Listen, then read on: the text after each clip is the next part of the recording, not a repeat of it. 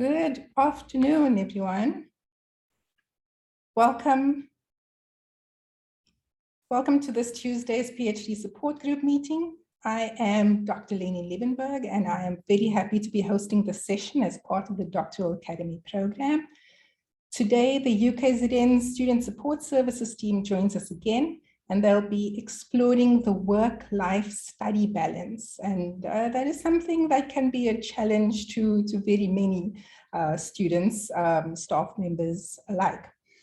In fact, it's one of the first questions that I get when someone asks about their career development needs.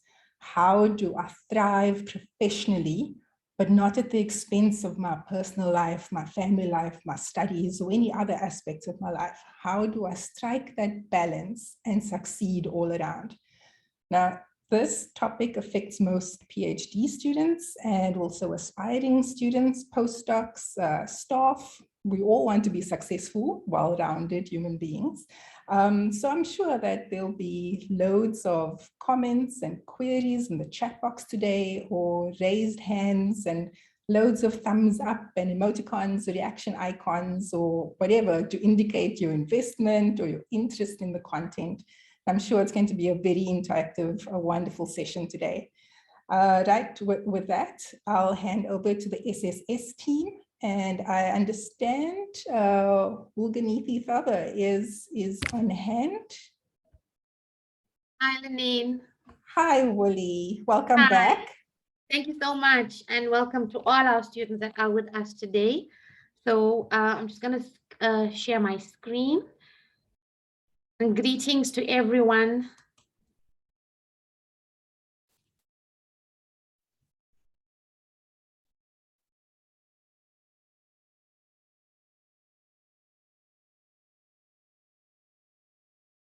Okay, so just confirm if my screen is visible. Yes, that's fine. Great, thank you so much. So thank you so much for having us back on this platform again, Lenine. Good afternoon to all our staff, students, and guests on the session with us today. Thank you for being with SSS again for another, we are hoping for this another great session of support in this postgraduate support program. So as Lenine said, I'm Willie Taver. I'm a student counselor in the College of Health Science, and I'm accompanied today by a few of my colleagues. I see Suzanne's on and Christy's on, and I know Dr. Pillay said that she will also be joining us shortly. I also want to welcome our guest presenters today, Tirona Naika and Tandoo Maseko, whom I will leave as a little bit of a mystery and a surprise for you, whom you will meet with shortly, and you will have the opportunity to engage extensively with them. So as Lenine said, we are hoping that you will be able to interact with us freely. Please use the chat space. You are welcome to unmute and share with us at any point in time. And my colleagues will also help me with the chat space and the raised hand, as I can't really see too much. So we've been asked to talk to you about a topic that impacts on just about every person's life. Balancing of the multiple tasks expected of us within the roles that we hold. However, having said this, I am acutely aware that this requirement holds very critical space in the life of a postgraduate student, which we will focus on today. However, I want to reiterate that for us as student support services, this is just one component of the self-care journey. Our role in your life and within this program throughout this year is to offer you the care that you will need throughout this journey. So as a result, there are several aspects to this work, life, and study balance that we will unpack as pieces of a puzzle during the course of this year. This slide here shares with you a peek into what is in store for you during the course of the year. Self-care is, like we say, a journey with many facets. Today, we will focus on your work-life study balance. And we cannot divorce these aspects from the multiple components that you see on the slide. However, we will take you through some introductory tips today to stay afloat. By the end of this year, you will have a toolkit that is filled with all that you require and more to reach your end goal with joy and success. Today, I can share from literature how a postgraduate student can maintain this work, life, and study balance. However, our guest presenters will share their personal journey and their lived experiences, which I am certain will be most meaningful and motivating to you. As I commence this session today and this discussion into this work-life study balance, I would love to ask you, have you considered the multiple roles that you hold? And if you could take a moment to just think about these multiple roles that you fill, and if you can maybe just populate the chat space, maybe it might just give you an opportunity for the first time to really unpack the number of roles you fulfill and the roles that you play in this drama of life. So I'd love for you to be able to just share on this chat space your multiple roles. Take the opportunity to actually indulge yourself with this and think about the many facets that you find yourself filling.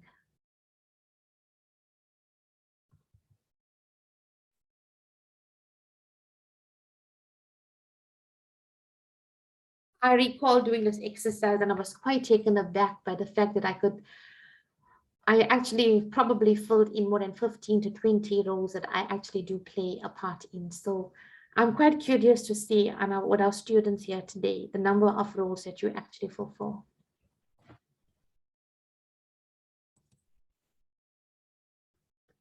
Yeah, so we have mother, wife, employee, and student. Mother, wife, learner, teacher, employee. Parenting, student, employee, friend, child. Working in different projects, still working as a counselor, scientist, a mother, wife, companion, a nurse, a chef, provider. Oh yes, I'm a student. Look at that. All of these things, and then, oh yes, a student. Multiple roles. Individual, father, husband, a son, a brother, a friend, a colleague, an employee. Wife, student, teacher, mother, supervisor, a home healthcare provider, laundry woman, a mentor, a parent. Wow, this is amazing. We have some breadwinners and actively engaged.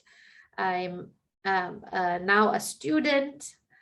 I find that I have to play a role of wife, older sister, friend, employee, student, child, and sometimes the policeman of the household. Gosh, can you see the amazing roles that are coming up? I'm a business owner running a practice. I'm a mom of a teenager, a wife. I'm studying and product development. So wow, this is amazing. So I'm really, really glad that I've taken this opportunity to ask you about considering the multiple roles that you hold. So choosing to do post-grad studies is usually born out of a passion to follow a specific career path. It's potentially a part of a dream that many students harbor for years. But the reality is less of a romantic notion. So you can keep the chat space going because I'm just going to take you through where you are right now although you are sharing all your multiple roles with us. So it's potentially part of a dream, like I said, that most of our students have to get into this post-grad program. But the reality is actually not this romantic notion that is made out to be.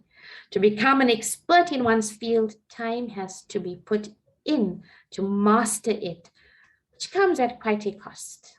With so many years of study to complete, the reality for many students is that they need to work full-time to navigate through the experience. Therefore, balancing post-grad studies with a full-time job is possible. It just simply requires a little foresight. And in this brief presentation, I hope to share a few tips that might help. So from what has emerged, the overwhelming response on the chat space, it seems we are inundated with multiple roles, varying responsibilities, and the need to keep all the balls that we are juggling in the air. There are three main parts of a student's life which consumes most of their time, and that is their study, work, and personal life. Study and work both can take up an ample amount of time with very little time remaining for personal stuff. And when I talk about personal stuff, I'm also including self-care, family, the community amongst your other roles that you fulfill. This is one of the major issues that students face. So the question that we ask ourselves, and Lenine just shared this earlier, that this is often the first question she's asked, is how do I balance my study, my work, and my personal life and responsibilities? So here are just a few tips for students to balance their work and their study and their personal life. So I'll share a few slides, some of the tips, and then we will take you through our journey with our students. And I'm sure they'll probably attest to some of these amazing tips that I'm going to share with you. Firstly, mastering the art of organization. Time management is a major component of being able to balance your responsibilities. When completing postgrad studies and working a full-time job, every single second counts. And I don't doubt that all of you here on this platform know about this. And probably all the skills that I'm going to share with you and the tips is probably stuff that you are fully aware of. But I think it is nice to just serve as a refresher. And sometimes we know these tips, but we seldom put them into practice when it impacts on our personal lives. So I'm hoping that even though these are simple tips and techniques, they are going to actually make a difference to you. So here, every second counts when you have all these multiple roles that you play. Everything needs to be a part of your personal schedule, from lectures to assignments to lab work and responsibilities, whether it's in the workplace, whether it's in your personal lives, whether it's in your after-hour commitments. It's important for us to schedule in everything. Schedule in your lunch breaks, your travel time, your gym time, and all the responsibilities that need to fit into each week. Make use of a digital calendar that will sync to all your devices. And if you look at the slide, you can color code the different elements of your responsibilities. For example, similar to the slide, separate and prioritize on each aspect of your work responsibilities, your home responsibilities, the academics responsibilities in terms of the various activities, the components, the compartments that you actually have to achieve in this journey, together with your personal responsibilities and your social engagements. Get into the habit of actually developing a schedule across all of these various domains that you have to fulfill. Still on the topic of time, when you have some of it spare, protect it. And be frugal on how you spend it. If it's not essential or it doesn't interest you or improve your progress in any way, don't be afraid to say no. Setting healthy boundaries for yourself will ensure that you stay focused on what's important. Prioritize the things that do require your time and energy so that you can deal with the most important things first. It's easy to get swept up in unnecessary tasks. And before you know it, half of your day is gone. Your postgrad studies should always come first. After that, your most crucial commitments need to have their place. Be honest. If you have been asked to assist someone with their work or to step in on something that isn't usually within your own scope of work, state clearly that you would normally be happy to assist, but don't have the capacity to focus on additional work right now. It would actually be the truth after all. Being clear on these boundaries from the start will help others to understand your situation better. You will be spending a lot of time behind a desk navigating your studies, but possibly also dealing with your work. So creating a dedicated space that is conducive to productivity is going to be essential. Keep it clean with minimal clutter so that it feels like a welcoming space that you want to spend time in. Make sure there is a free flow of fresh air and that the space is well lit. You could well be spending late nights at your desk, so it's important to have the right lighting. And in addition to this, some additional ideas for a healthy workplace includes Having a pinboard in front of you with your schedule, your timelines, and your tasks that are due in full view. Keep a few affirmations in clear view to motivate you when times get tough. You'll probably have lots of those. Decorate your space with living plants. Not only are they aesthetically pleasing, but they are also going to improve the quality of air around you. Make sure you have a comfortable seat that supports good posture, since you will be spending many long hours at your desk. Very important is to create a clever filing solutions and a filing system, and have storage areas that you can access everything within access everything with ease. Ensure that you have all your stationery required so that you can simply sit and work without having to get up and find stuff in a place that you actually cannot remember where you've placed them. So this dedicated workspace is actually critical for you to create. Communication is the key to leveraging the best possible outcome for yourself. Communicate openly with your employer, your professors, your supervisors, your parents, your partners, your family, and all the significant others in your life about your current situation, your current circumstances. So when your workload and your commitments from the various sides become overwhelming, you can call on your various support systems to devise a solution that can alleviate some of the pressure.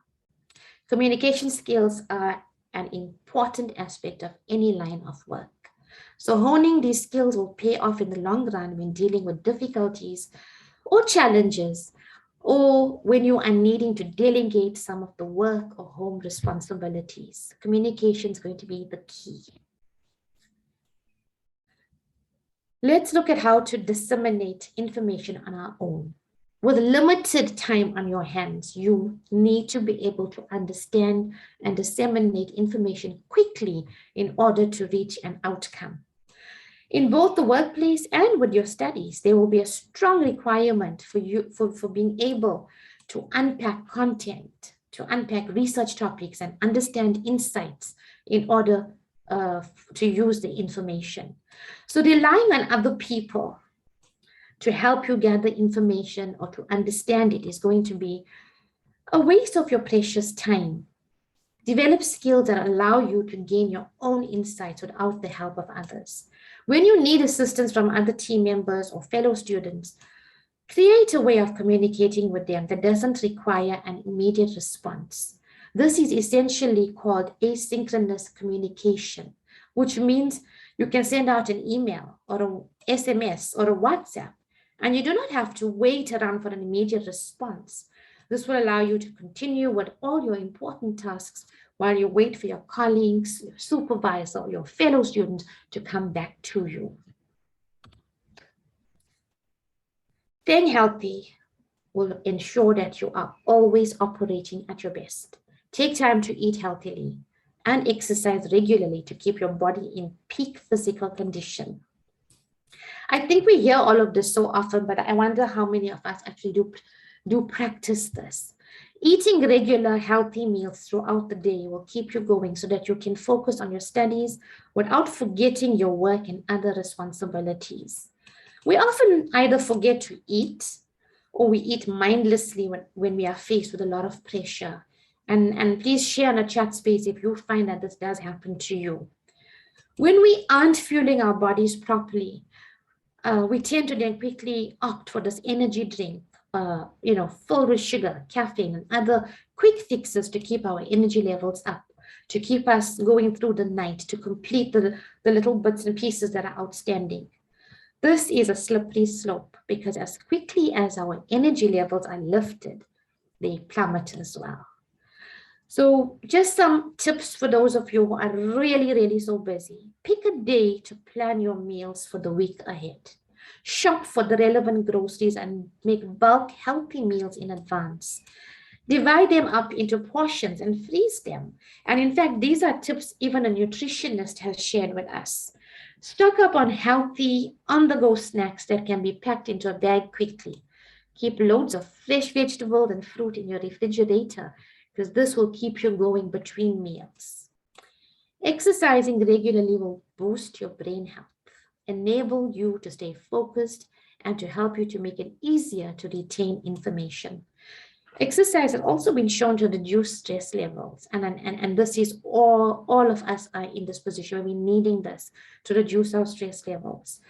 Exercise will help us to cope with the pressurized situations a lot more easier. Burnout is a reality for many students trying to balance full-time work and postgrad studies. But with a little self-care, this can be avoided. And I think during the months of COVID or the years of COVID, we've heard so much about self-care. There's just been so much inundating all our social media platforms. I wonder how many of these you have actually integrated into your life. Self-care can look like many things. It can be meditating or making time for mindful practice. It can be a yoga class or a long walk in nature. It can be a simple thing like a bubble bath or having a good night's sleep, reading a book that is totally unrelated to your studies, or even doing a crossword puzzle or watching your favorite TV show. It's just important to know that taking a breather ever so often, every time that you're feeling totally under pressure, taking this breather more often than not, step away and helps you to clear your mind. This is a good habit to get into. It allows you to distance yourself from everything for even if it's just a few minutes, which will enable you to gain a fresh perspective and get back into the work. So I know that you see this year as one mammoth task, or this program as one huge task. Breaking your responsibilities down into micro tasks can help you feel like you are accomplishing more over a shorter period of time. Setting major goals, such as completing a thesis or finishing a semester of study, is important. However, these can be broken down into smaller micro goals to help you feel like you are consistently achieving success. So for example, completing a thesis can be further broken down into completing a chapter at a time. As you complete a chapter, tick it off your list and watch the responsibilities that you have on your list slowly diminish. Finishing a semester of study can be broken down into your assessments, into your assignments, into your lab work, and all the tasks that you need to hand in over that time frame. Every time that you complete a substantial task, give yourself that proverbial pat on the back. Postgrad studies can seem like a collection of insurmountable assignments, which can both overwhelm and demoralize you. Sometimes an act as simple as ticking completed items off a list can just shift your perception. And it will certainly help to boost your productivity levels. When you've overcome a huge obstacle or completed a substantial task, reward yourself with a night out or a lavish dinner. This will both help you to acknowledge the enormity of what you are undertaking, but will also assist you in preparing for the next leg of the journey.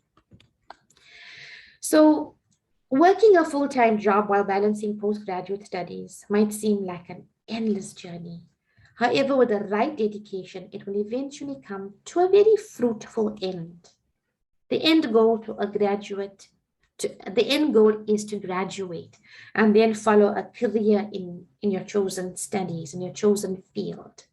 This is the reason why you are putting yourself through your paces right now. Balancing postgrad studies and full-time work is a gigantic undertaking.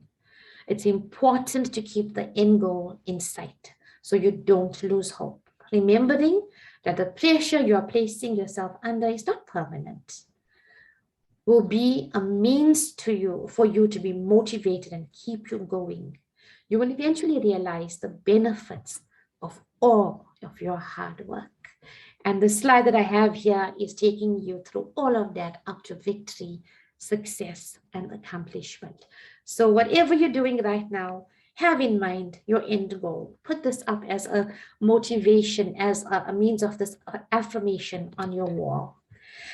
And that brings me to the end of my presentation, which was basically taking you through some tips and some strategies to find this balance between work, life, and study. I have the absolute pleasure to introduce two guests today that's on this platform with us today. Firstly, we have Dr. Tirona Naika, who is from the College of Health Science and currently a pediatrician at the Nkosi Albert Hospital. She's registered for a part-time PhD in July of 2018 and submitted her thesis last week. So she's going to tell you a lot more about what she's done and how she's got to where she is.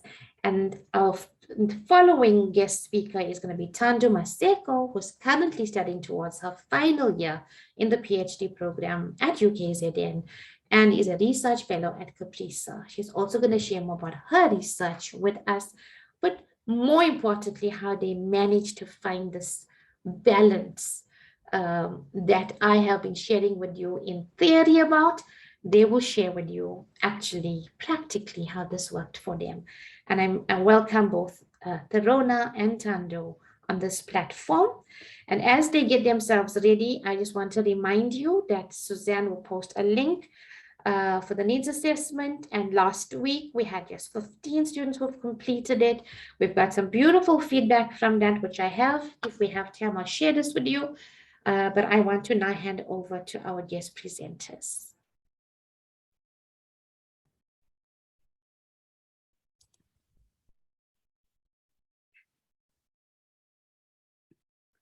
So while Tirona is getting ready, I see we have some really lovely feedback coming through. Students saying it is so difficult finding time and motivation to exercise. Absolutely. And I apologize for missing any, but we can go back and we can chat and start this on the chat space. Tirona, welcome and over to you. And I'm sure you're going to do a better job of sharing exactly who you are and what your life's been like in this program. Thanks, Willie. Good afternoon, everyone. So there is going to be a little bit of repetition, but I just wanted to share a few short slides on my story and what I've been going through in the last 4 years or so. So it's definitely been a juggling act for me, and keeping all those balls up in the air hasn't been an easy task. So let's see if I can advance this. So just a little bit about me personally, professionally, and academically. So I definitely consider my first job to be a mom, a wife, a daughter, a sister, a friend. I have 2 sons, and they are aged 8 and 14 years of age, and they take up a big chunk of my time, and I enjoy spending all of the time that I do with them, and so that's a huge component of my life. My husband is an anesthetist, and I put that down because it just means that he's busy, leaving home at 6:30 in the morning to get to work at 7, and sometimes coming home at 2 o'clock in the morning. So a lot of responsibility falls onto me with regard to the work, with regard to the home life. In terms of my job, I'm a pediatrician, and I work in clinical genetics at Albert Luthuli Hospital, and I've been in my post since 2010. For the last the majority of the time, so I've been here for 12 years now, and the majority of the time I've been the only clinician working in a genetics post in KZN. For 2 of the years, so between 2019 and 2021, there was a second person that joined us, but unfortunately at the end of last year in October, she emigrated to the UK. So once again, I found myself alone. So as much as I love my day job, which is working with kids and working in clinical genetics, my overtime is conducted in pediatric ICU at Albert Luthuli. So that brings in a lot of stress with regard to emergencies and working weekends and being called 20 times a night if there's a patient that's needing advice on. So in 2018/19, I'll explain why I put the slash. I decided to start a PhD. So because I'm a full-time clinician, this is a part-time PhD. And as clinicians, one of the ways we can do a PhD is PhD by publication. And this for me was important because it broke down the PhD into bite-sized pieces. So we know how to write articles, and so I could focus on one article at a time. And as I got through them, those were the various chapters of my PhD. So as I mentioned, or as Willie mentioned, my topic was the genetic etiology of orofacial clefts, which is cleft lip and palate. And this project was started after completing my MEd, so my master's in 2016. Just of note, my master's took me longer than my PhD, and there were several reasons for this. One is that I didn't know how to do research at all when I started. I think I started my MEd in 2011, and even simple things like referencing, and I didn't know about EndNote, and I did it all manually. I did my references manually for my paper. Then in the middle of my MEd, my second child was born, so that put the brakes on it for a little while as well. Some of the challenges that I faced was trying to do it all, trying to be a mom, be a wife, be a friend, be the doctor, and be the researcher. And then also trying to be everywhere. So trying to make sure that everything runs smoothly at home, making sure that the kids have everything they need for school, and everything with their exams and their tests are going well. At work, making sure that the patients are fine. I put down the office because that's where I spent the majority of my time doing my write-up. And even trying to go to gym became a challenge. And that's one of the first things we tend to cleave. And sometimes it is to the detriment of our health. I always felt like I did not have enough time. And at these PhD support group meetings, it's been mentioned that to complete a PhD, you need to dedicate at least 10,000 hours to your subject. And I sat and I thought, where do I have 10,000 hours to dedicate? I divided it up and it works out to about 420 days. I'm like, where do I find a solid full year and a bit to dedicate to this with doing nothing else, not even sleeping? And yeah, it to me, that was a bit baffling. And yeah, but you do have to try and make the time. I think an overriding theme throughout my journey has been guilt. And I felt that I was not doing enough at home. I felt I was not doing enough with regard to my research. I felt I was not meeting deadlines. And at some point, I thought my supervisor must feel I'm dodging her because I'm not communicating or chatting to her for at least a month at a time. And yes, I don't know if she felt that way, but that's how I felt. At different times, I felt anxious. And at some point, I also thought I was burning out and looked for ways in which to try and avert that and try not to go down a slippery slope. At one of the PhD meetings, one of my colleagues, her name is Sarah, and I think she's on the chat, or on the Zoom today. She showed us her journey, and she showed us a picture of a roller coaster. And that's exactly how I felt at that point in time. I had some really bad lows, and then you'd finish a paper and you think, okay, I can do this, you know, one step in front of the other. And when I looked at a PhD roller coaster, I see, lo and behold, someone's written a book about it. So yeah. Then 2020 hit in the middle of my studies, and that just brought the pandemic, and the big theme here for me was just stress. So in terms of a personal life, you know, trying to keep everybody safe, we had to socially distance from friends and families because both my husband and I worked in COVID ICU. Nobody wanted to come near us in terms of even our immediate family. And then there were lots of losses in terms of friends and family that passed away, and to deal with all of that. Professionally, work changed. So it changed the way we practice medicine.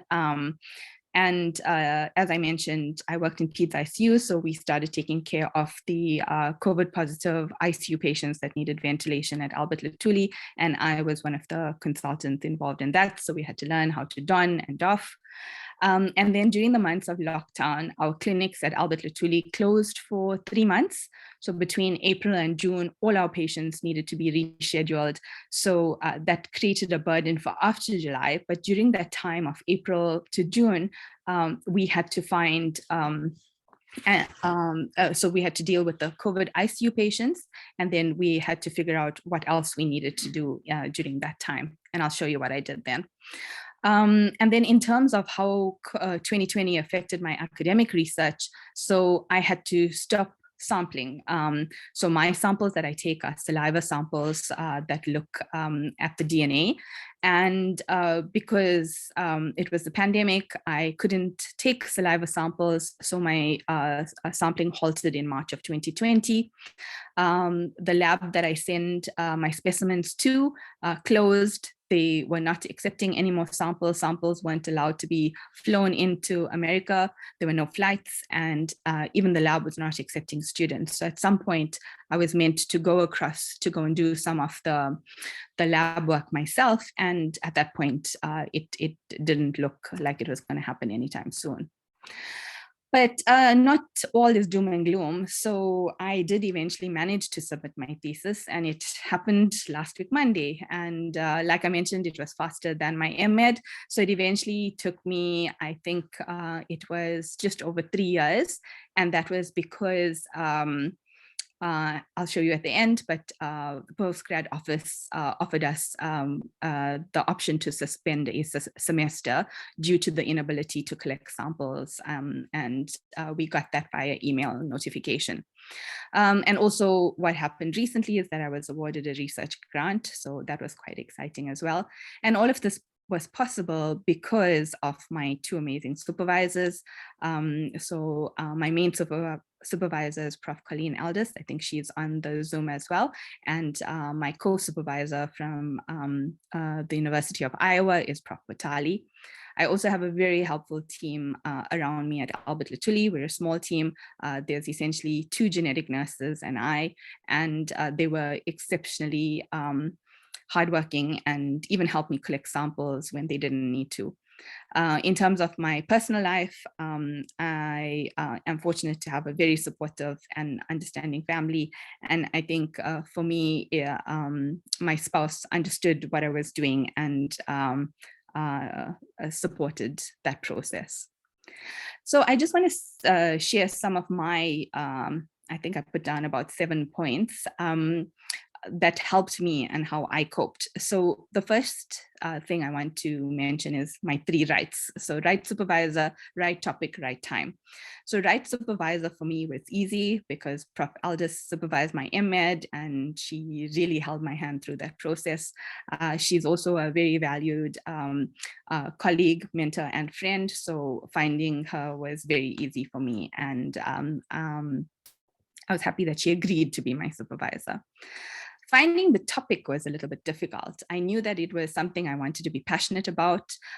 In 2017, we had launched a multidisciplinary cleft clinic at the KZN Children's Hospital, which is near Addington.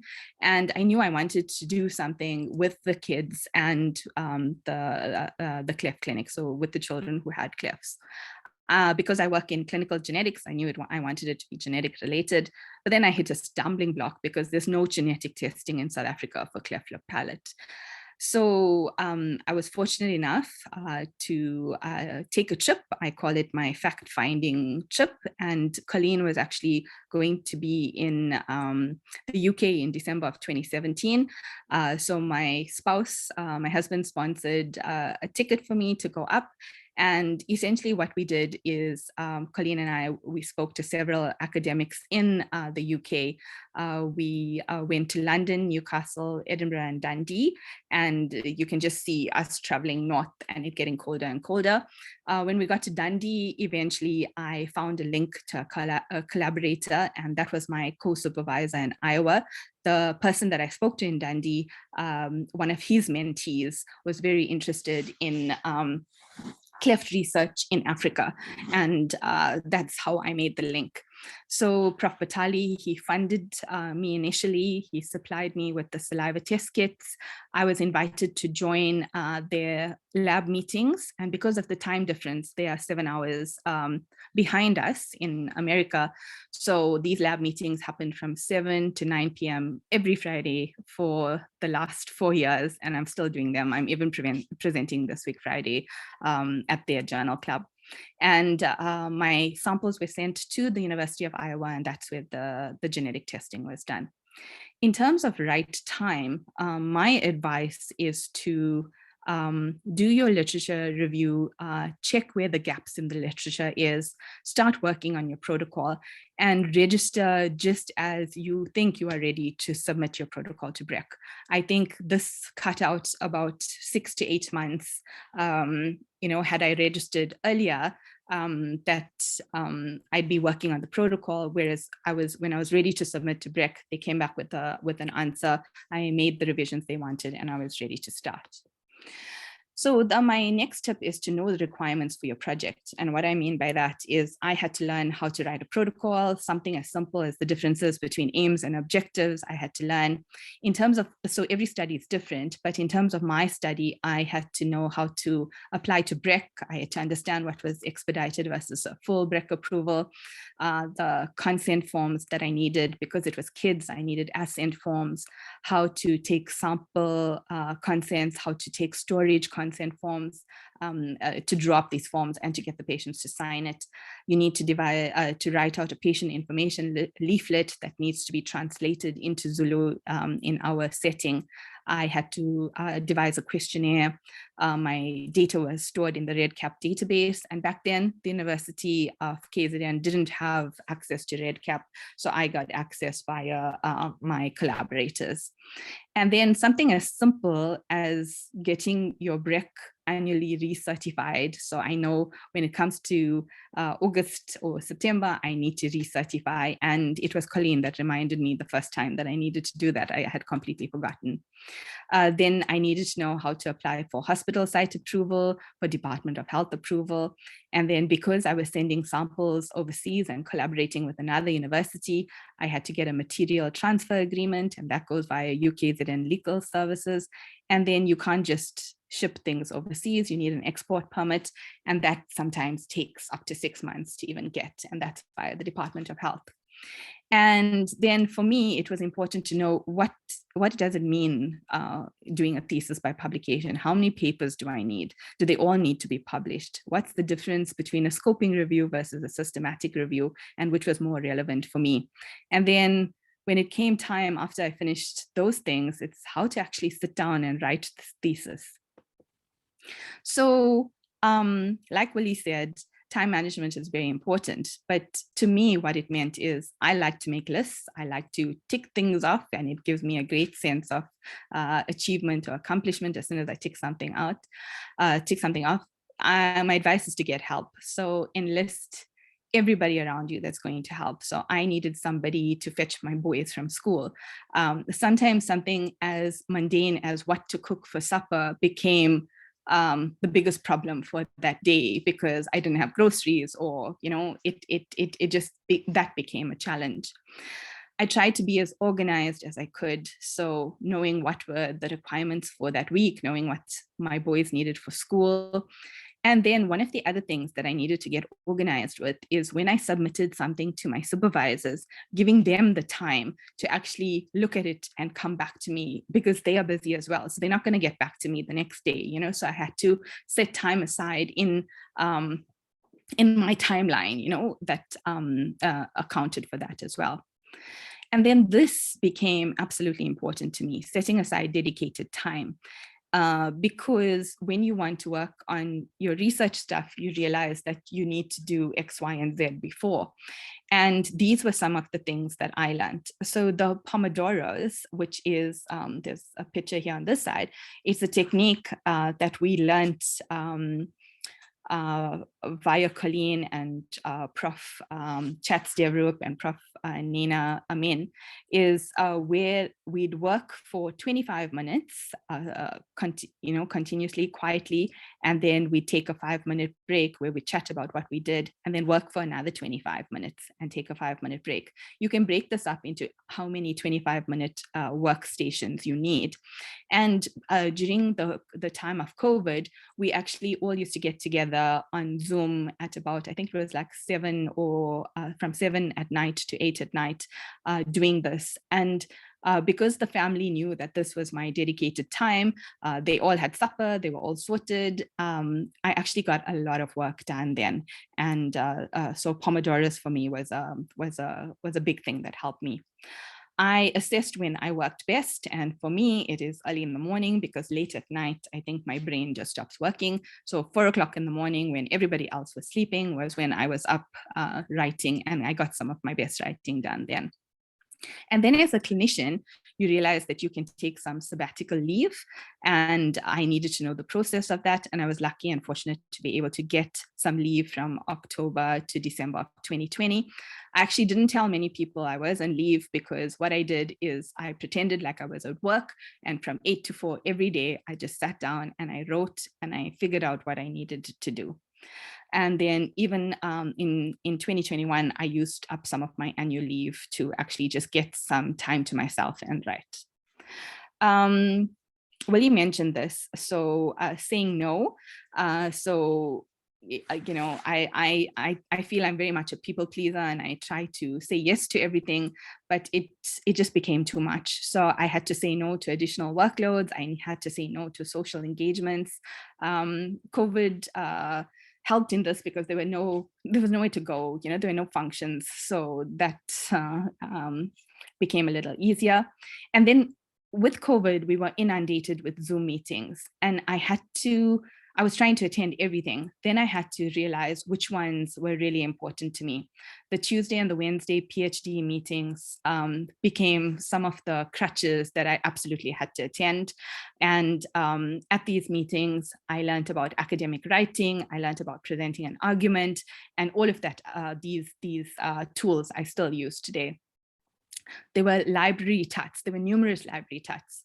And here I learned EndNote and how to use a lot of the other software that's available to us. And then I mentioned my Friday 7 p.m. Zoom meetings with the lab team in Iowa.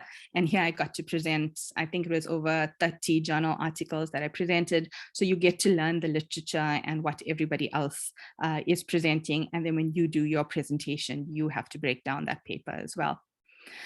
My next point is to talk about your research. So initially you are very shy, and I definitely felt I was an imposter, like I was trying to do this big project that I knew very little about. But the more you talk to people and the more you explain your work, the more feedback and ideas you receive. So last year I did 2 things. I presented at the UKZN, hosted a 3-minute thesis competition, and that was held in June of last year. And then for the very first time, there was an inaugural clinician scientist conference in February of last year. And I presented one of my papers there just before publication, and I got valuable feedback that I used to alter the publication before sending it in. Talk to friends, talk to colleagues. One of my closest colleagues is somebody that's helped me out a whole lot, you know, just by talking through mundane things like registration and, you know, knowing how to get through those things. One of my downfalls was not checking my UKZN emails. And so we have multiple email addresses. I have one at Latuli, I have one at Gmail. So I missed valuable information. So there was information about RIG, there was information about Zoom lectures. UKZN gives you access to Zoom, to Grammarly, which is another platform that was very useful to me, journals. They tell you about grant applications and even that suspension of registration for a whole semester that I applied for. So definitely I say nurture this labor of love. Everybody's journey is different. And I feel where you start and where you end sometimes is not entirely or exactly the same. So your end product will evolve as you go through the journey. Colleen mentioned this to me at the beginning and I never understood. I think I only finally got it maybe last week or last month, that there's a golden thread that needs to weave through your papers and join your introduction and conclusion. And I couldn't understand what she meant. And I think it finally makes sense now. So I just want to say good luck, try and keep calm and get your PhD, everyone. Thank you.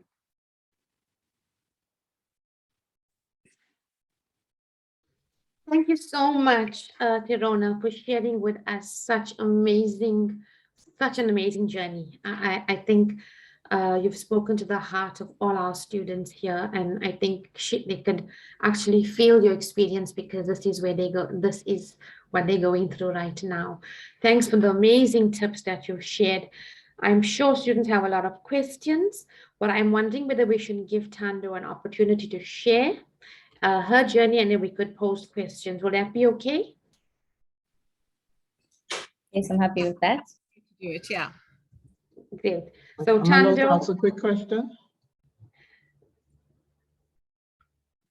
Do you mind if we carry on and do questions afterwards? Because we are going to be moving on past 4:30. So let's hold questions until afterwards, please. yes, thank you so much. So Tandoo, over to you. Thank you and welcome. Thank you so much. Hi, everybody. My name is Tandoo. I'll just share a bit of my journey and my story and how I've just managed to just get through it and balance work life and my studies. And I think just the talks that have been had that we've just listened to are honestly amazing. They're honestly incredible. And I think when applied, they really go a long way. I think sometimes it's just honestly the little things that help us get ahead. So I initially did my degree and my honors and my master's in biochemistry. So actually I started doing my PhD about 2 years ago in the School of Laboratory Medicine and Medical Sciences a few years ago. So it was a totally different faculty. And that's obviously meant that I have to put in just a bit more time than other people because there's just a lot that I'm needing to catch up to. But I've always had a passion for teaching. So even when I was doing my undergrad, I actually started tutoring by third year. They allowed me to tutor second year students, which is always a great encouragement because then I had to make sure I did well. And that's just something I carried along, and I started getting into lecturing a bit as well. But I joined KwaZulu-Natal because I wanted to get a bit of exposure, like in terms of what a work environment would look like. And I thought the best time to do it is while I'm doing my PhD. And I think it's been both exciting and a bit challenging. So my research focuses on studying HIV-induced immune changes on TB HIV co-infected patients. And I also started it during COVID, which were really uncertain times. I think when COVID started, things were a bit easier and a bit manageable because I could work from home. There was just a lot of things that we could do virtually. However, when restrictions eased up, what happened is that obviously it was all systems go. And yeah, so I'll just like to then speak about just a few things that I spend my time on or that I'm involved in. So in addition to my PhD research, I'm involved in several collaborative research projects. And I think these are amazing because they expose me to novel cutting edge science in different fields of study. However, these obviously also come like with the good and the bad, just in terms of I then have to put in a bit more time to make sure that I'm understanding these different fields of study and just know what I'm doing, even as we do that research. And I also co-supervise students from UKZN, just with their respective projects. And I mentor some students as well. So we have also a program at KwaZulu-Natal that we call KwaZulu-Natal Research Placements. So you also get to like work with a second year medical student where you're able to just mentor them, and just all these little things are more things that require some time. I also tutor in my spare time, which I love doing because I love teaching. And also we've just started, we're gonna start our fellows meetings at KwaZulu-Natal, where research fellows from across our sites are able to gather together and just present their research. It's an amazing space to get constructive criticism and just to get your research out there. But I think it also helps us just know what's happening in terms of research in and around our organization. I also love to equip myself through several courses. So I'm one person that loves to take on new courses because I believe that obviously as the world changes, it's important to kind of stay ahead of the curve. So just to hone us like different skills. So I obviously love to do that, which ends up also taking a lot of time. I'm also a leader at my church. So that's also come with quite a few responsibilities.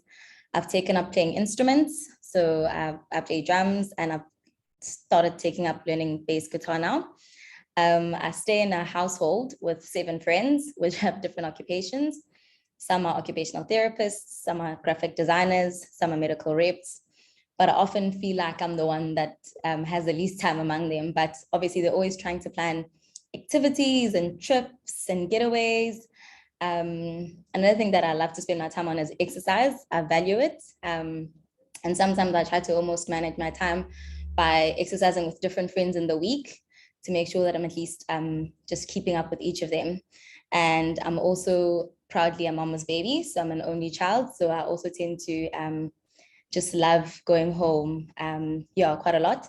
But obviously these carry quite a few challenges. And I'm going to share some things which I believe are my challenges. So firstly, I think it was starting a degree in a completely different faculty, which I think was a bit of a strength as well, because I think sometimes it's important to know when you need to pivot. I think sometimes we want to almost stick to a path even when it's not serving us well anymore. And I think sometimes pivoting is a brave decision, but it serves you so well. And I think I have not regretted pivoting. It does mean that I do have to spend a bit more time just learning other things which aren't obviously common to me, but I found that it's been a fruitful exercise. Also trying to write all the time, I found is also quite a bit challenging with all the research that I end up doing during the day. I have a weakness where I tend to overcommit myself sometimes, and I find that that's also a challenge. So sometimes just learning, I think sometimes knowing when to say no and actually saying no sometimes becomes different. But I think it's important to almost always take a step back and say, is this serving myself or the situation? So that's something I've grown to learn, is to constantly ask myself, am I serving myself or the situation in this case? And if it's not serving me, to almost be able to take a step back and just let it go. Also, time management. With the things that I do, sometimes you find that like I can do research in a day, and I have a course that runs from 7 p.m. to 9 p.m. in the evening. And I still have to get through some reading, some writing, reading other students' work, just giving them feedback. So just allowing myself to manage that time. I found that that's also a challenge that we have to navigate. And also sometimes challenges include health. I've been through some operations which have taken time from my work. And obviously that then means that when you come back, you're having to play catch up as well. But I think it's so important as well that when you're not well, to take that time off and actually say, I'm going to give myself time to get a bit better. And now I'll just share a few strategies anyway, which help me, I think, manage or balance. And the first one is, I'll mention the analogy that I think Willie was sharing in her slides, and it's the crystal ball, rubber ball juggling analogy. So the analogy is that basically you have these glass balls, which are things that I think it's important as an individual to sit and decide, what are my glass balls? What are the things that I think are really important and I can't afford to drop at any point? And what are the rubber balls? And I think sometimes we can get so focused on trying to juggle all of them, and then some of them end up dropping because we're trying to do so much, trying to juggle all of them. But actually, sometimes it's okay to say, okay, in this season right now, which ones are my glass balls? So which ones are the ones that I absolutely have to prioritize and allow the rubber balls to fall? And what I love about this analogy is that actually with the rubber balls, you're still able to pick them up because they bounce back, right? But if you drop a glass ball, then it shatters. And I think that almost kind of tends to like destabilize your whole system. So I think one of the strategies that I absolutely love is the analogy about glass balls. So in each season of my life, I sit and I say, in this season, what's a glass ball and what's a rubber ball? What can I take time away from to give time to prioritize something else? And just making sure that the glass balls stay juggled and that they don't drop. And then just giving myself time to then once I've sorted out the glass balls, try to pick up the rubber balls. Because it's like, for example, if I'm meant to exercise at 5 o'clock in the morning, but I need to prepare for a meeting in the day, I can always leave that for the weekend. I mean, it's a ball dropped, but it's a ball that I can pick up at the end of the week. But if I don't prepare for my meeting, then that can really go south. So I'd say that then becomes a bit of a glass ball crashing. And secondly, there's yesterday I ordered, like we were speaking about, like these Checkers 60 deliveries. And I actually loved reading what they said. They said, doing something tomorrow, getting it tomorrow is so yesterday. So I think always trying to stay ahead of the curve. So what I've also started to do is, if I'm needing to send emails, send them for the next day. So almost trying to make sure that whatever you've already planned to do tomorrow, if you can do today, get it done today, because that then also leaves you a bit more space in the week to do so many more other things, because you've already tried to get ahead of the curve. I think sometimes I know we always like try to plan, okay, if I can do this today and that tomorrow the other day, but actually, if you finish the first day's things a lot quicker, then get onto the next day's list. And once you do that, you'll realize that you actually have a lot more time in the week because you're managing your to-do list. And that's another thing that I love, to-do lists, because I love scratching things out. I feel such a sense of achievement. And another strategy that I think is absolutely great is exercise. I think getting your endorphins pumped and pumping helps you emotionally, mentally, just and physically. So I think that's really important. And I think sometimes it gets so hard to just take the time to exercise because you feel like there's so much to do, but there's always time to take care of yourself. And I think that's time that we should all be prioritizing and just actually saying, I need to get myself exercising. I need to get my endorphins pumping and just keeping myself healthy.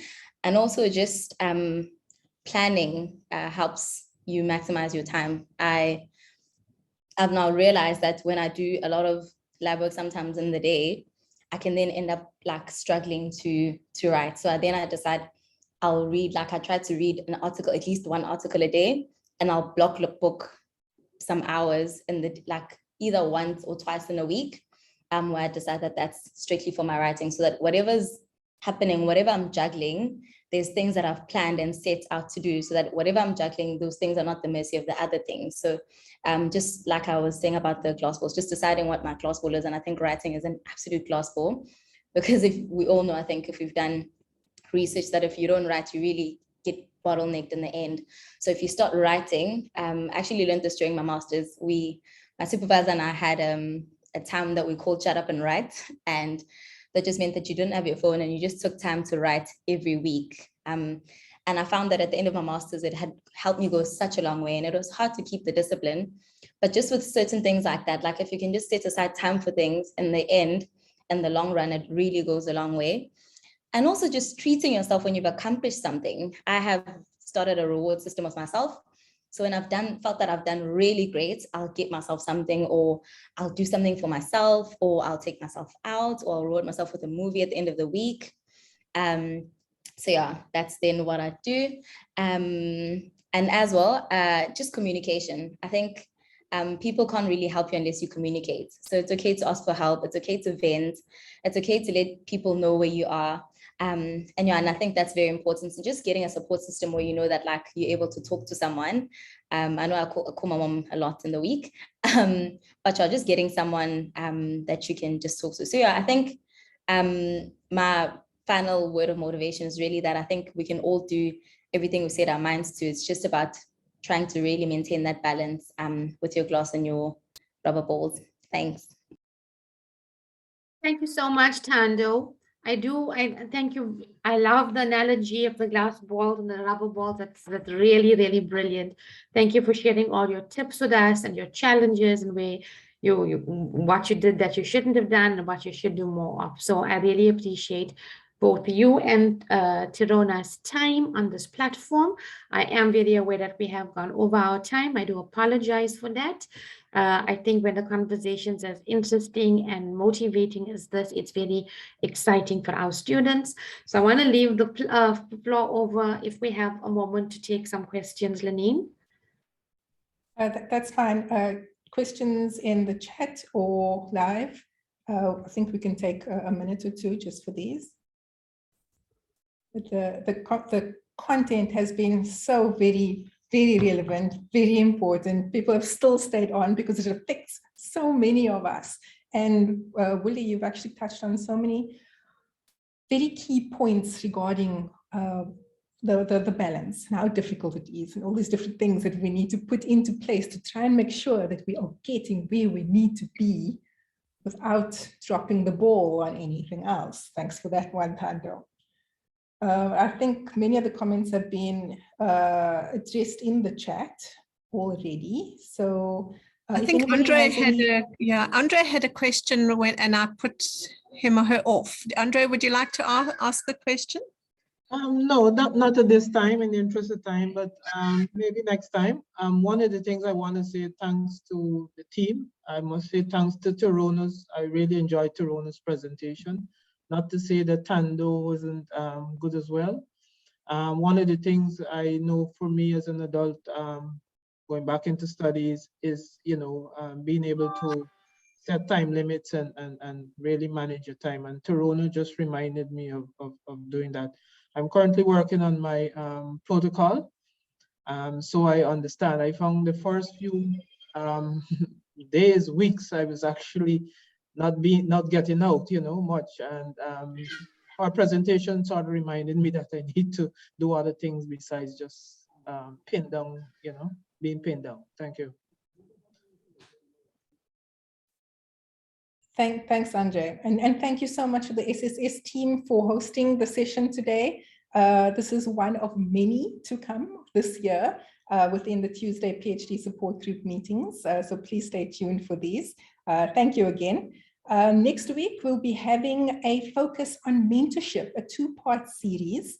First, we'll be starting off with the importance of mentorship in a Mentorship 101 seminar, and followed by a focus on the mentorship relationship, how to optimize it in order to get the most out of, getting the most out of the relationship in order to meet your goals. So thank you very much, everybody, for joining, and we'll see you all tomorrow in the Doctoral Academy. These meetings can be found on the UKZN website within 24 hours after it closes. Thank you very much for your attendance, for your attention, and we'll see you tomorrow and next week, Tuesday. Thank you.